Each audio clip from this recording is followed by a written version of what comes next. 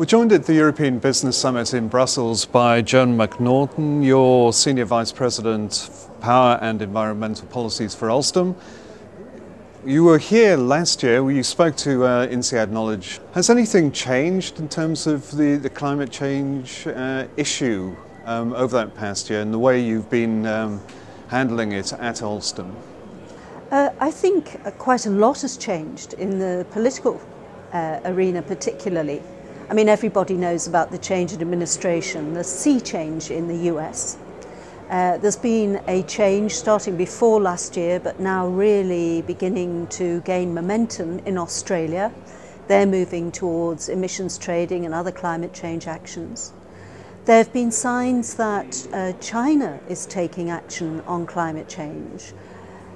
And above all, in the European Union, we've seen the enactment of a very ambitious energy and climate change package. Are you optimistic that things are heading in the right direction? I'm both optimistic and pessimistic, qualified optimism if you like. There's a lot of focus on this issue now. A lot more people are aware of it, and I believe that politicians respond to the views of their people, otherwise they don't get re-elected. So I think that awareness and concern to tackle climate change has grown very significantly in the last year, and I think that's a good thing. Translating that into actions which will really make a difference on the scale that we need, as quickly as we need them, and with the investment we need, remains a big challenge. Do you think that people are starting to get it in terms of climate change, that it is something that unless we tackle now, that development is not going to be sustainable? I think increasingly they are, but obviously at the moment climate change isn't necessarily the first concern for people who are worried about their own job prospects or the job prospects for their families or the general economic situation in their countries. So the economic downturns had a very major, if you like, effect to pause the growth of that concern. It's not the top of everybody's agenda at the moment. But should it be? Yes. Why? Because unless we get our emissions starting to fall within the next 10 years or so, we face the prospects of possibly irreversible and very serious damage. Greater cost, economic instability, and other kinds of instability as people migrate from the regions of the world that are worst affected. So we have to get on with tackling this now. You asked a question at the end of the session about a global carbon trading system. How necessary would you say that is? I think it's the biggest single thing you could do to help tackle climate change. This is a global problem. A market-based system is going to be essential so that you price carbon in all of our activities and goods and services. It needs to be in all countries so that you don't simply act in one country and then that activity goes abroad, possibly to a region where there is less strict regulation or less financial incentive to reduce CO2. So that's called carbon leakage. And if you're not careful and you act in one region of the world or one country or one or two continents, then all you do is you drive activities elsewhere and actually you do nothing to tackle carbon emissions overall. This is the first really truly global challenge.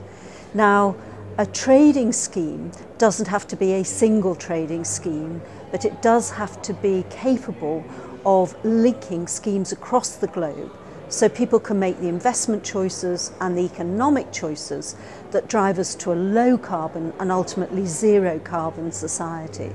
Is it going to be possible though to get a common platform for this and common standards that everybody agrees on? I think it will happen. I think the question is whether it happens quickly enough. I mean, one's worry is that people will act, but only when there's been such a crisis that they're forced to act. And of course, we've seen a current example of that in the financial sector, when suddenly very urgent very radical, very large-scale actions being taken across the world. We don't want to get to the crisis before we have that sense of urgency, that sense of priority, and the investment needed to tackle this. Apart from anything else, the investment will be less if we do it earlier. Our chances of success will be much greater if we do it earlier.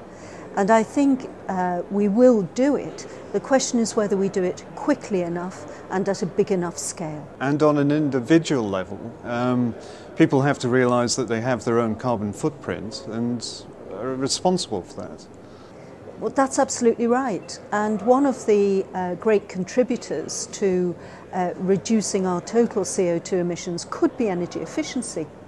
But then if you think that energy is positively correlated with economic activity, with GDP, if you think about the growth in population and the very justifiable need of the developing world for more affluence, for higher GDP for all of their people, then you're going to want to have higher GDP, you're going to use more energy, and the only way you're going to contain your CO2 emissions is if you're going to be able to take carbon out of energy.